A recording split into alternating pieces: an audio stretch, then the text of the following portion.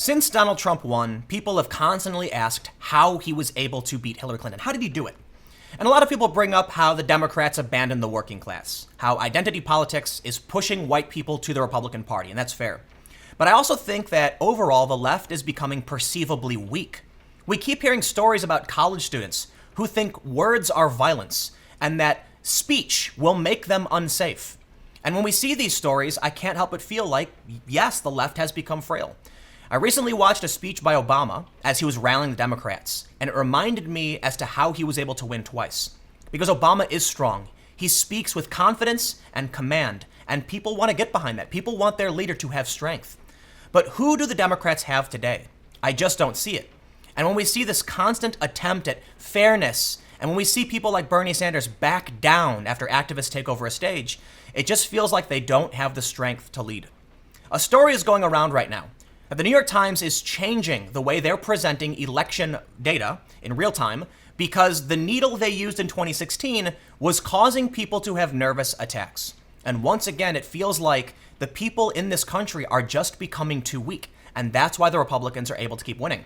Now, I made my prediction yesterday. I think the Republicans are going to win everything. I could be wrong. I don't think I know everything in the world. But this is one of the reasons why. So today, let's take a look at this story. And let's take a look at how the left has become frail and they throw temper tantrums when they don't get their way. We see this snarky attitude, they're mean, they're snide, and they just don't seem to have strength behind them. But before we get started, please head over to patreon.com/TimCast if you want to support my work. Patrons are the backbone of the content I create, so if you like these videos and you want to see more, go to patreon.com/TimCast and become a patron today. From the Daily Caller. Now, this is not a source I typically use, but NewsGuard does rate them as green checkmark, which means they're pretty good. They're not great, they're not perfect, but it's okay. They say, the New York Times makes changes to election needle so readers won't get upset. The New York Times is changing a voting data graphic that many readers claim led them to falsely believe then candidate Donald Trump would lose the 2016 presidential election in a landslide. The New York Times is working to avoid triggering panic attacks among people who felt the election needle duped them into believing former Secretary of State Hillary Clinton would easily win. The needle supposedly created confusion between real-life election data and flawed predictive polling. Until we get a sufficient sampling of early results to make that model meaningful, we won't even surface the needle, managing editor Joe Kahn told Vanity Fair's Joe Pompeo on Monday. There will now be two needles, one for the House and one for the Senate, and neither will be placed high up on the front page. People have expressed a concern that even though our real-time election model is extremely valuable, that despite that, we should still be very cautious about featuring the needle prominently in our coverage on election night, not because we're not confident in it, but because certain readers may have a nervous reaction to the reintroduction of the needle, he added. Quite literally, they're saying that this election modeling could trigger people who were traumatized to an extent by what happened in 2016. It's just data. It's important data. But it seems like time and time again, we are seeing these pushes to remove information because it triggers people. They're becoming frail. Now look, the New York Times isn't necessarily pointing the finger at the left, but who would be upset by 2016? Are the Trump supporters and conservatives upset by that? No, of course not. They were laughing the whole time. The only people who probably experienced some kind of trauma from losing the election are people on the left. And according to a study, and this is reported by the Washington Post, some people may actually have developed a form of PTSD because Trump won the election. When I see that, it makes me feel like many people in this country, typically among the left, are seriously becoming too frail to function. From KII-TV ABC local affiliate, 2016 U.S. election left PTSD symptoms in some young people, study says. A professor at San Francisco State University found that the presidential election was a traumatic experience for at least 25% of young adults. I gotta stop right there and say, if that's true, and we'll read through the story, my God, seriously? You lost an election so people are actually traumatized by this? When we talk about PTSD and trauma, we typically talk about people who experienced legitimate trauma, war, violence, murder, assault, not losing an election, something they watched on TV. But yes, we're actually seeing this right now. And this, listen, what do you think's going to happen in the future when these young people are trying to take charge? If words are violence, if words make them feel unsafe, and if losing an election makes them feel trauma, I can only say that we are headed for it's going to be a bad future where people have just become too frail and too weak. But obviously, again, this is on the left, not the right. Many were stressed out by the divisive US presidential election in 2016, but a new study says that it may have been more traumatic. The study was led by San Francisco State University professor Melissa Hagan, who found the election had a severe impact on young people, and in some cases may have even caused symptoms that are most often seen in people who suffer from post-traumatic stress disorder. The 25% of young people that were found to have had a traumatic experience showed clinically significant levels of stress. These stress levels were comparable to that of mass shooting witnesses 7 months after the event. The study impacted certain groups more than others. Race, gender, political affiliation, and religion all played larger roles in the results. According to the study, females scored about 45% higher than males, and Democrats scored more than 2.5 times higher than Republicans. Researchers from the study believe that one factor that may have made the election so stressful was the sheer surprise. Many were not expecting for Donald Trump to be elected president. They also say that the contentious conversations surrounding the election may have also contributed to the stress. There was a lot of discourse around race, identity, and what makes a valuable American. I think that really heightened stress for a lot of people, Hagan said. I wasn't the biggest fan of Obama. I wasn't. And it's the same thing for Trump, because some of the most important issues to me are American foreign policy. Drone strikes, bombings, weapon deals, oil, all that stuff. You've heard me talk about it if you watch my channel. Domestic policy can be argued, right? And I'm willing to listen to most people's arguments, and I tend to lean left. But I gotta say, Obama was strong, and there were people who were willing to back him because he was charismatic. Where has that all gone?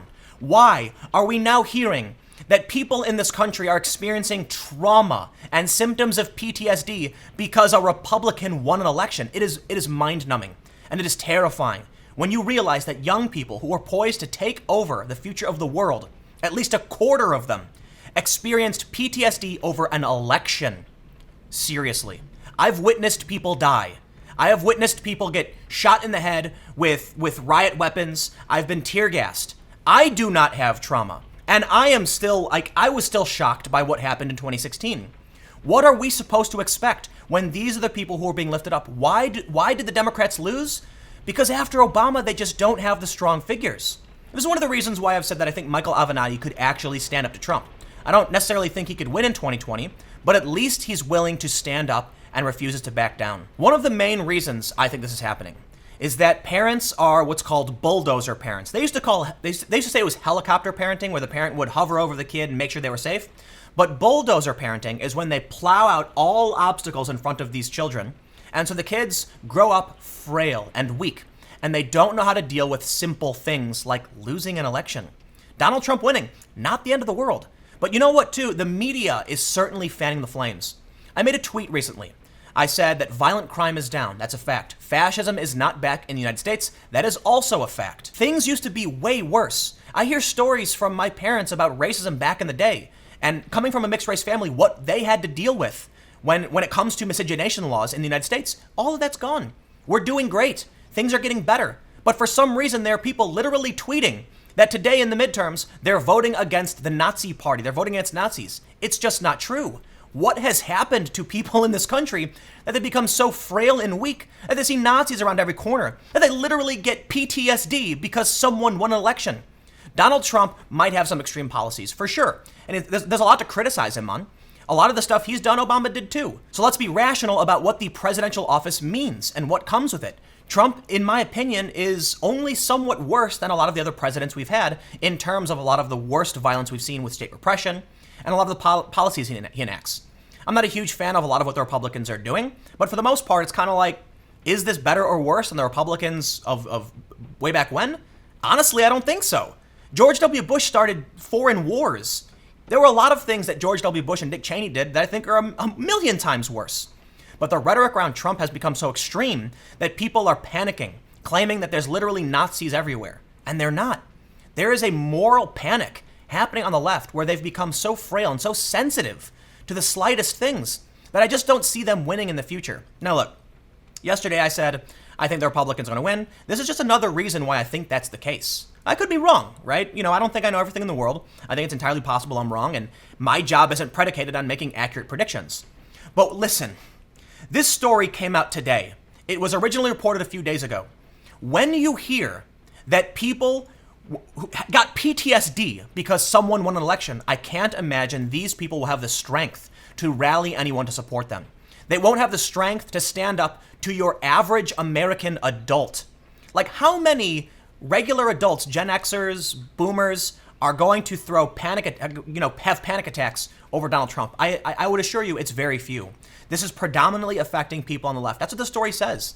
Democrats, they were 2.5 times more likely to have stress over Donald Trump's election than Republicans. Of course, Republicans were happy. And there are other stories too. The angry left is turning me into a Trump supporter from Bethany Mandel of Forward.com. This story from May of 2013, why are liberals so rude to the right? The Atlantic, how rhetoric on the left fuels bigotry on the right. There is story after story of the left throwing temper tantrums, of them being intolerable, of them being angry, of them complaining about how words are violence, confronting people on the right and getting overly violent. Now listen, I've complained about violence from Antifa and other groups. Saying that they're frail and intolerant doesn't mean that they don't get violent.